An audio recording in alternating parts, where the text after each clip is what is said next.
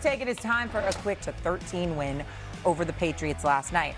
Harry Douglas, what was your reaction to Gabriel just going off? Yeah, I thought he did a great job of, number one, being efficient, being decisive in his decision-making. But then when the play had to go off script a lot of time at the collegiate level, he can process information very, very well and understands how to go through reads and be accurate. It's just his size, the lack of it. That's one of the 4 quarterbacks on this roster? Here's my thing. There's another 4th-string quarterback that I like more so than Dillon Gabriel. So I would get rid of him. You would get rid of him, okay, and that would open the floodgates for other teams. Okay, let's go to Josh Allen here. He got a new perspective last night during the Bills' 28-27 preseason win over the Steelers as the former MVP traded in his helmet for a headset, giving insight and going over decisions with head coach Joe Brady. Brady joked post-game that Allen was the one calling shots during the fourth quarter comeback, but said the quarterback mainly was giving his thoughts on different situations. Now, the Bills have 10-1 odds to win Super Bowl 61. That's tied with the Ravens for the second shortest odds behind the Rams.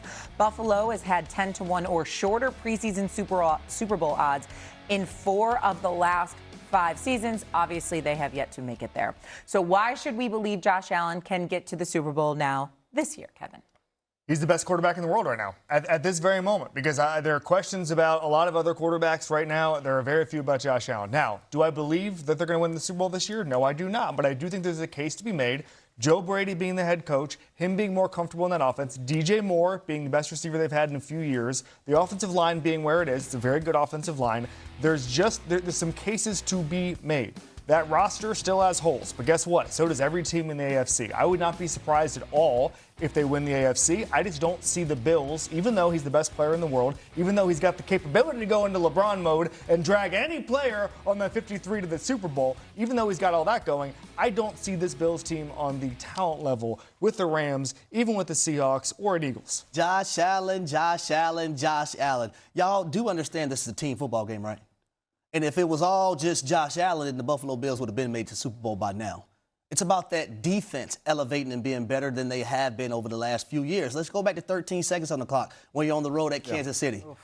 And all you have to do is get a stop and you're advancing. That didn't happen. What about 2 years ago in the AFC Championship game? Well, the offense scored 29 points. Guess what the defense gave up to Kansas City? 32. What about last year? I get it. Josh Allen made some mistakes, but damn, they still scored 30 points. I need my defense to get some stops for me. Guess what? The Denver Broncos scored 33. Jim Leonard has pressure on him to get it right for this football team so they can potentially make it to a Super Bowl. The Buffalo Bills will make it to the Super Bowl because Josh Allen is the ultimate equalizer. When they have holes on their offense, when that offensive line isn't blocking perfectly, when he didn't have the offensive group around him, he still made it happen. And you go out and you get Jimmy Leonard, one of my former teammates, who was at Wisconsin, who's bringing a more aggressive style defense to this Buffalo Bills defense. I think that he's going to get it done. And when you think about James Cook, who we fail to mention a lot of times, when you go out and you get DJ Moore, a true #1 wide receiver, that gives Josh Allen everything he needs to put the city of Buffalo on his back and carry them to LA to the Super Bowl. So for me, I think this is the year that Josh Allen gets past the AFC East championship game, AFC championship game, and gets to the Super Bowl. Those fans deserve it. I agree with that. They deserve it for years. Leonard, though, I was there in camp a couple weeks ago. They're running a 3-4 now. They're going to unlock some stars. A guy like Greg Rousseau is going to be able to use his length and speed in a way he wasn't able to. So I do think there's something there, Dante. All right, that is it for us here on ESPN. We're going to move on over to ESPN2 for another fresh hour of First Take, so you can see us over there. Golf will be here on ESPN, so we'll see you on ESPN2 in about 5 seconds. Bye, everyone. That move. How do you see it? I think this is the cluster you-know-what that the Cleveland Browns deserve. This is exactly what you deserve as an organization. I know you two were very high on Deshaun Watson earlier this week and thought he should start, so I'm not going to disparage you guys for your belief in that. Is that what we said?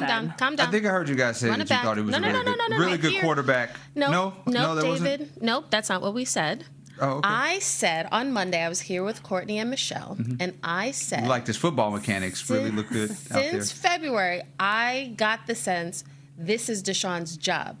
Would I start Deshaun if I were the Browns?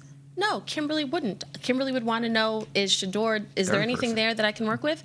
But I think there's a difference between being high on a player and saying, actually, this is what a team is likely going to do. So continue. I was making sure. It sounds like you guys thought he was going to be a Pro Bowl top 5 quarterback in the league, something like that. Anyway, I don't think there's anybody who not really has any credibility who's saying that. But tongue in cheek. But this is what the Browns deserve, is that you are so sure that your decision of who you're going to start as starting quarterback, Deshaun Watson, is going to suck so poorly, so badly, that you didn't want to put Shedeur Sanders out there because you didn't want him to play well and make everybody hate your decision even more. And so you throw out Dillon Gabriel, who you say, this guy was not good last season. Yet, this guy looked like the best back right now. I don't think a playable quarterback for week 1 to start their roster. They should for sure give Dillon Gabriel a fly. If that quarterback you're referring to that has been playing for Atlanta is not the outright starter for week 1 yet, that being Tua Tagovailoa, we know that he will play against Miami tonight in their preseason finale, but who knows if he'll be winning the job for week 1. But Kimberly, I mean, there's a couple quarterbacks in the mix here. We talk about Dillon Gabriel with the Cleveland Browns. We've talked all week about J.J. McCarthy, Anthony Richardson. I was combining their names there as I was speaking. Do you think that we could actually see one of these quarterbacks? Maybe there's one I haven't mentioned that could be on the move by Sunday. Can I just go back to something David said? Uh-oh. So, David, you see, this is why... As a reporter, David, we got to bring perspective and nuance and a lack of overreaction. See, this is why I was talking about Fernando Mendoza and how people will overreact to him throwing interceptions and all the things in the preseason. One Dillon Gabriel preseason game, while hilarious it is, given the situation. Absolutely hilarious. Everybody is now like, I know Cleveland radio is going to be on fire saying, why is he not the guy? Like, I caution everybody to not go overboard with preseason action against different level of competition. And I am a pro Dillon Gabriel person. Like, I actually like Dillon Gabriel.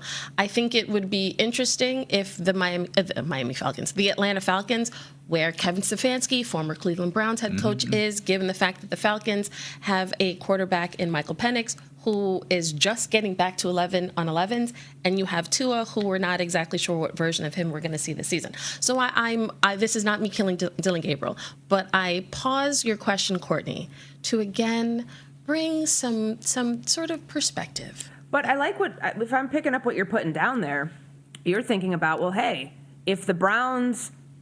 They've made their decision right now. It's Deshaun Watson, it's Shedeur Sanders as the backup, and they seem to really like Taylon Green. We've heard more about Taylon Green in this offseason than we have the guy that they drafted with a third-round pick a year ago.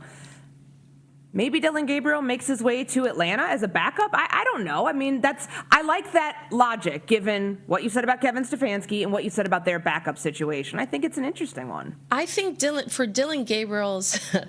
mentals, I think he needs a change of scenery. I think, you mentioned Anthony Richardson, change of scenery. I think that one is very clear. Yep. In Indy. The J.J. McCarthy of it all, Courtney, you and I were on together with Michelle on Monday, and you guys were very adamant, correct me if I'm wrong, that Carson Wentz should be the backup and in Minnesota. And I said, it's not that I hate that idea, but for me, it is the organizations having the conviction to take a guy very high and a few years later saying, you know what, let's move on. I'm not ready to say J.J. McCarthy is done in Minnesota. Maybe the Vikings, maybe they're done, but and we will see. But I don't think he needs a change of scenery just yet. I just think he needs to just really, you are in the best position with KOC and Josh McCown. Whatever they are telling you to do, you need to do it. However you need to prepare to be a quarterback, to get in there and make the right reads and make the right checks and throw on timing, do those things. Because Minnesota is a wonderful quarterback destination. So the other guys, Anthony Richardson, Dillon Gabriel, of course, I would love to see them get a change of scenery. We'll see if Tua also gets a change of scenery at some point. I like